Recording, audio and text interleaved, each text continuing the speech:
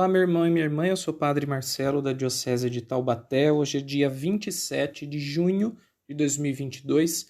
Vamos lembrar o que nós ouvimos ontem na missa, 13º domingo do tempo comum. No Evangelho, Jesus estabeleceu um diálogo vocacional com 3 pessoas. Vamos ver o que esses vocacionados nos ensinam sobre o chamado de Deus para a nossa vida. Bora refletir.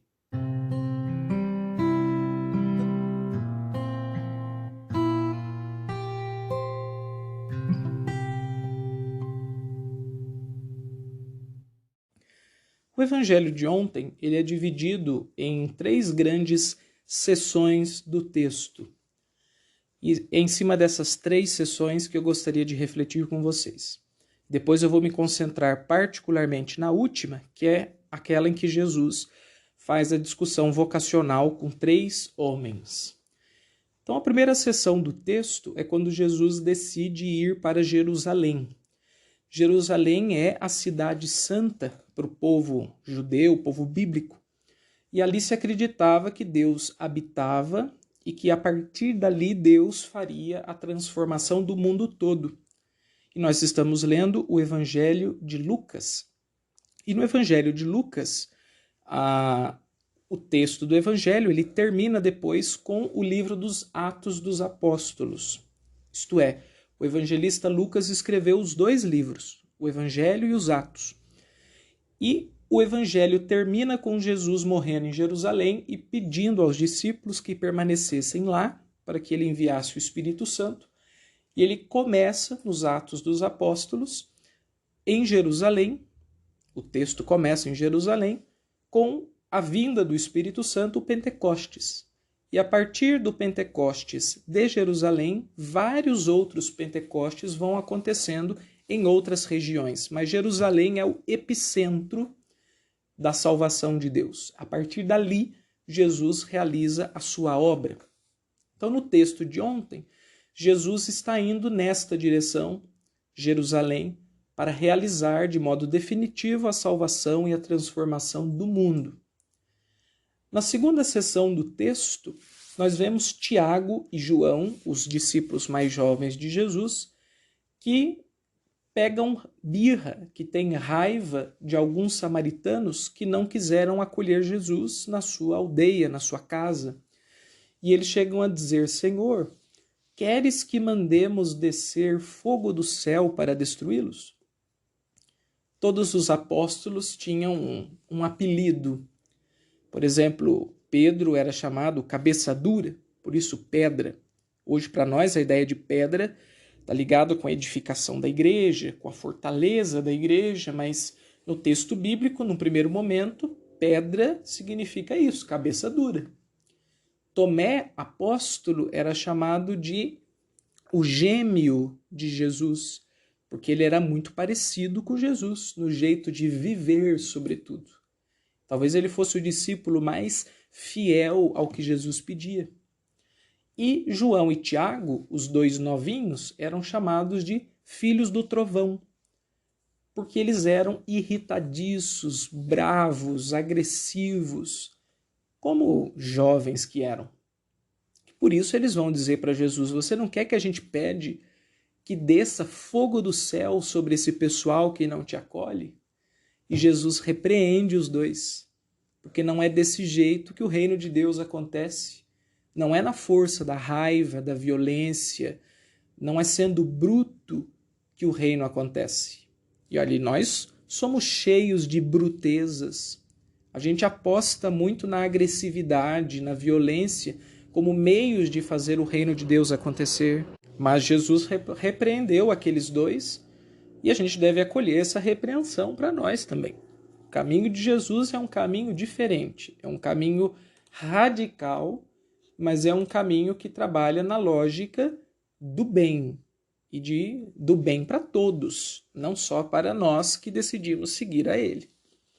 Daí a gente chega no terceiro ponto, a terceira parte do Evangelho, que é a dos diálogos vocacionais. Jesus conversa com 3 pessoas. 2 se oferecem para seguir Jesus e uma é Jesus quem chama. Então veja, o primeiro que aparece, ele mesmo se oferece. E se oferece assim todo impetuoso, cheio de desejo. Eu te seguirei onde quer que fores. E Jesus baixa a bola dele. Jesus faz ele pensar. As raposas têm tocas para se esconder, os pássaros têm ninhos para se guardar, mas o Filho do Homem, o Filho de Deus, não tem onde repousar a cabeça. Ou seja, quem quiser seguir a Jesus deve estar disposto às intempéries, à ausência de confortos, a uma espécie de incansabilidade. É interessante como algumas pessoas que têm uma fé forte parecem pessoas incansáveis. Na prática, a gente sabe, todo mundo se cansa fisicamente, emocionalmente, até espiritualmente. Mas são pessoas que têm um potencial de regeneração depois de uma noite de sono, depois de uma missa bem rezada, depois de uma hora de oração. Essas pessoas são novas, elas, nossa, parece que nada derruba elas, são incansáveis.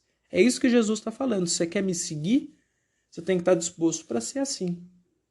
E interessante que o texto não diz se aquele rapaz seguiu Jesus ou não.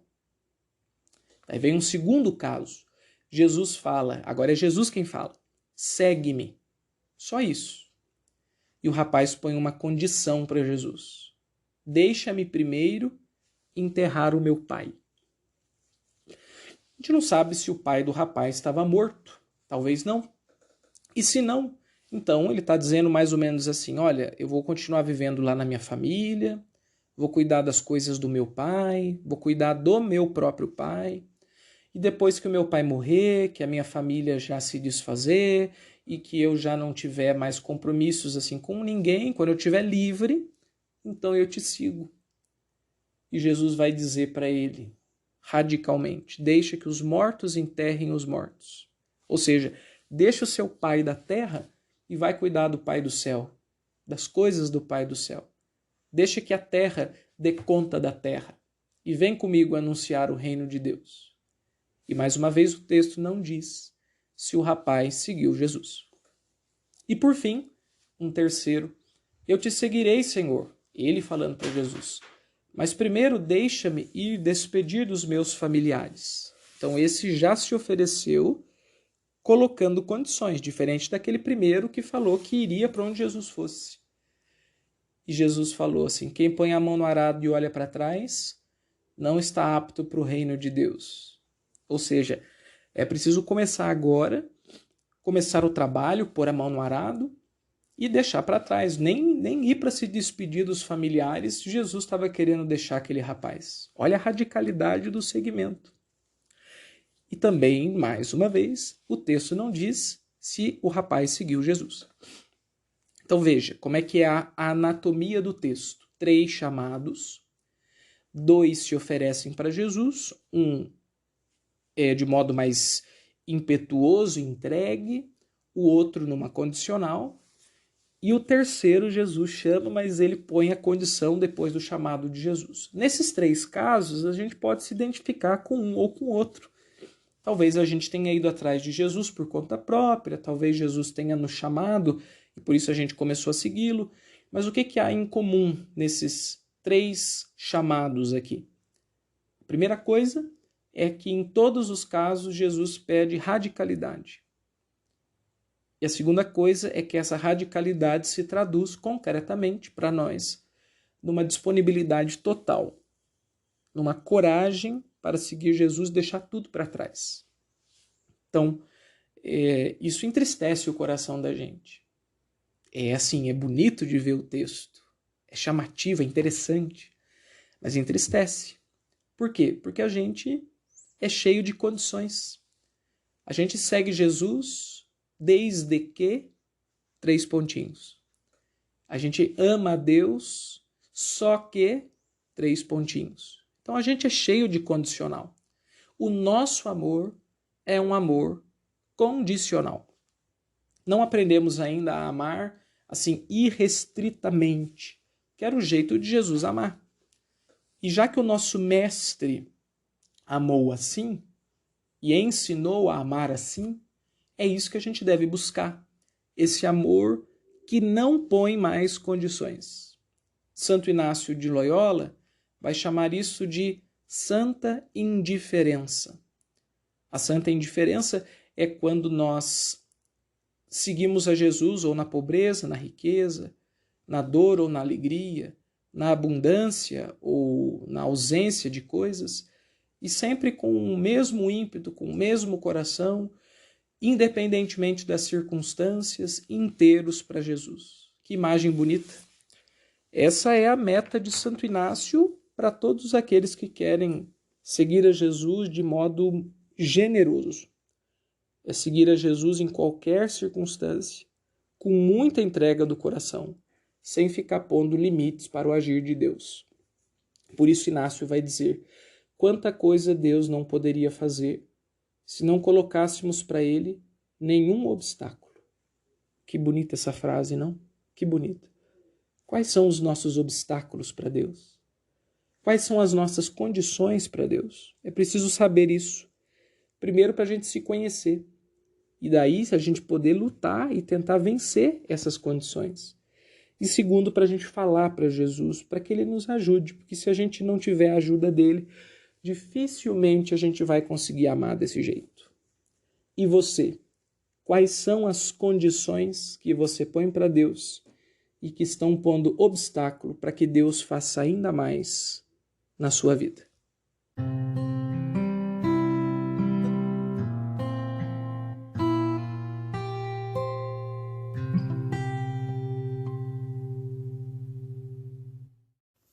Nós estamos começando mais uma semana. Eu gostaria de propor o seguinte exercício espiritual para rezarmos. Imagine que você saísse de casa e no meio do caminho você encontrasse com Jesus e você dissesse para Jesus: Jesus, eu te seguirei. Ou então ele pedisse para você: segue-me. E você não pudesse mais voltar nem para sua casa, nem para o seu trabalho, nem para as suas coisas. O que te entristece ter que deixar para trás para seguir Jesus? Pode ser suas posses, o seu carro, o seu guarda-roupa, pode ser o seu celular, pode ser os seus amigos, pode ser um certo conforto no trabalho, pode ser um certo modo de viver. Enfim, quais são as coisas que você sentiria tristeza de deixar para trás se Jesus chamasse você para segui-lo? Dá uma refletida sobre isso. Por que te entristece deixar essas coisas? Primeiro ponto. Segundo ponto, Deus não é suficiente para preencher o seu coração e por isso você precisa dessas coisas? Se Deus não for suficiente, talvez você não tenha experimentado ainda a radicalidade do amor dele. E a grande maioria de nós, gente, sinceramente, ainda não experimentou o radical amor de Deus Pai. Senão a gente seria como São Francisco, como Santa Teresa, como Santo Inácio, como São Bento. Quem experimenta o amor radical se torna radical também para amar a Deus e aos outros. E reze, ofereça isso para Jesus. Jesus, eu ainda não consigo deixar essas coisas, mas eu quero que você me ajude. Eu quero ser cada vez mais livre em relação a tudo para que eu seja mais inteiro para você, para ti.